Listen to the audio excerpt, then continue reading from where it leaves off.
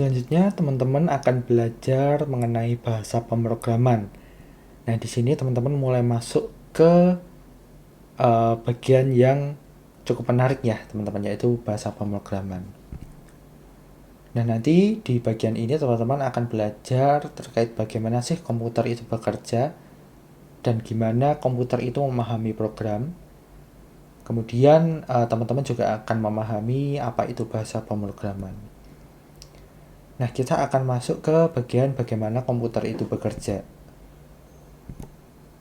Nah, komputer itu sebenarnya hanya mengenal data yang disebut binary data, teman-teman. Nah, apa sih binary data itu? Sesuai dengan namanya ya, binary. Jadi, data ini hanya diwakilkan oleh dua bentuk nih, teman-teman. Kalau teman-teman lihat, ini adalah contoh binary data ya. Teman-teman bisa perhatikan di sini hanya ada angka 0 dan juga 1. Jadi hanya ada dua ini, teman-teman. Ya, inilah yang disebut dengan binary data. Nah, data ini yang dipahami oleh komputer nih sebenarnya, teman-teman. Nah, binary data ini sendiri itu dipahami komputernya itu oleh apa sih? Nah, komputer itu kalau teman-teman lihat ya, dibuka itu misalkan laptop atau mungkin CPU teman-teman tuh, itu ada yang disebut dengan mainboard atau chip seperti ini ya, warna hijau gini, teman-teman. Nah, ini tersusun dari berbagai komponen, salah satunya ya, itu namanya transistor, teman-teman. Jadi bentuknya seperti ini. Nah, apa sih transistor itu yang merupakan komponen dari komputer ya? Nah, pada dasarnya transistor ini cara kerjanya mirip seperti saklar, teman-teman. Jadi dia punya dua state atau punya dua kondisi. Yang pertama adalah off. Nah, ketika transistor ini dalam kondisi off atau mati, teman-teman, dia akan mewakili binary data, yaitu data 0. Kemudian ketika transistor ini dalam kondisi on, dia akan mewakili binary data, yaitu data 1, seperti itu. Nah, transistor ini nanti akan dikumpulkan dalam satu grup gitu ya. Dalam satu grup itu disebut dengan byte. Jadi dalam satu byte ini terdiri dari 8 buah transistor. Nah, perlu diingat nih teman-teman, transistor ini tadi kan memiliki kondisinya masing-masing tuh, yaitu on dan off. Nah, ini misalkan nih contohnya dalam satu byte itu kondisi transistornya seperti ini, yaitu urutannya ya dari kiri ke kanan, yaitu ada off, on, off, off, on, off, on, dan on. Nah, ini nanti kalau diterjemahkan dalam binary data akan seperti ini. Ya, perlu diingat ya, untuk kondisi off itu akan diterjemahkan sebagai 0, kemudian on ini akan diterjemahkan sebagai 1. Jadi untuk kondisi 1 byte ini ya, binary datanya adalah 01, 00, 10, 11. Jadi dalam byte ini, teman-teman, komputer akan menerjemahkan sebagai karakter K. Nah, ini sebenarnya ada tabelnya begitu ya, teman-teman. Jadi teman-teman kalau nanti misalkan teman-teman googling tabel binary data gitu ya, nanti ada tuh misalkan kayak 01001011 ini akan diterjemahkan sebagai K kapital seperti ini ya. Nanti beda lagi misalkan urutannya 01001111. Nah, itu nanti akan diterjemahkan sebagai karakter yang lain lagi seperti itu. Nah, jadi pada dasarnya komputer hanya memahami rangkaian angka 0 dan 1 ini, teman-teman. Seperti itu. Nah, selanjutnya teman-teman akan belajar terkait apa itu bahasa pemrograman. Di sini misalkan ada dua orang nih. Katakanlah yang sebelah kiri ini namanya Benita, yang sebelah kanan ini namanya Sakura ya. Benita ini orang Inggris dan Sakura ini orang Jepang.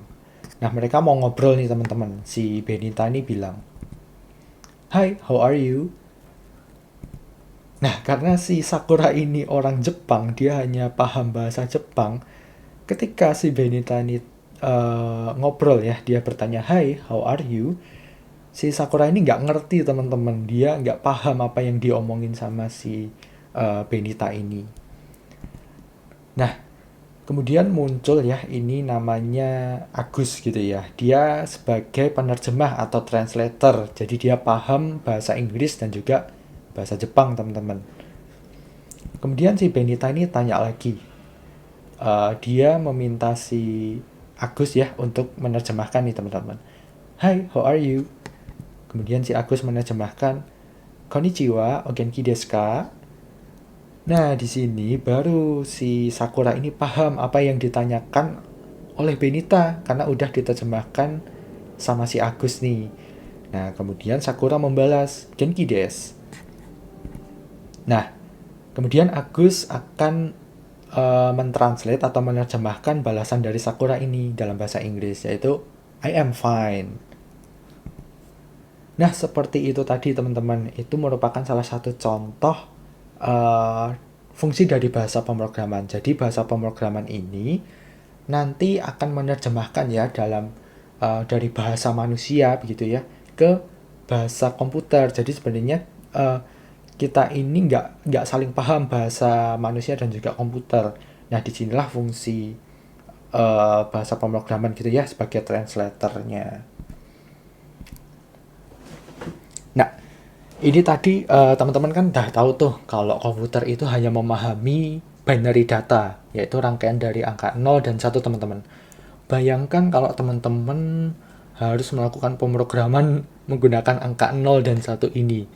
Selain teman-teman pusing, teman-teman nanti juga bakalan rumit gitu ya ketika menuliskan program dengan angka 0 dan 1 seperti ini. Ketika nanti ada kesalahan, teman-teman mesti nyari di mana titik kesalahannya. Nah, ini cukup challenging dan membuat teman-teman jadi pusing ya kalau menggunakan binary data dalam pemrograman. Oleh karena itu, inilah fungsi bahasa pemrograman. Jadi untuk saat ini, teman-teman, bahasa pemrograman itu ada nih, misalkan ada Java, kemudian Scala, ada Dart, kemudian Python, ada Kotlin, ada Go. Nah, ini merupakan sebagian kecil dari bahasa pemrograman yang sudah ada di sekitar kita nih, teman-teman. Nah, ini nanti bahasa pemrograman akan ditulis seperti ini, teman-teman. Ya, bahasa pemrograman akan ditulis menggunakan tulisan Latin seperti ini ya, teman-teman. Jadi kurang lebih ini lebih familiar dibaca oleh manusia nih menggunakan bahasa Inggris.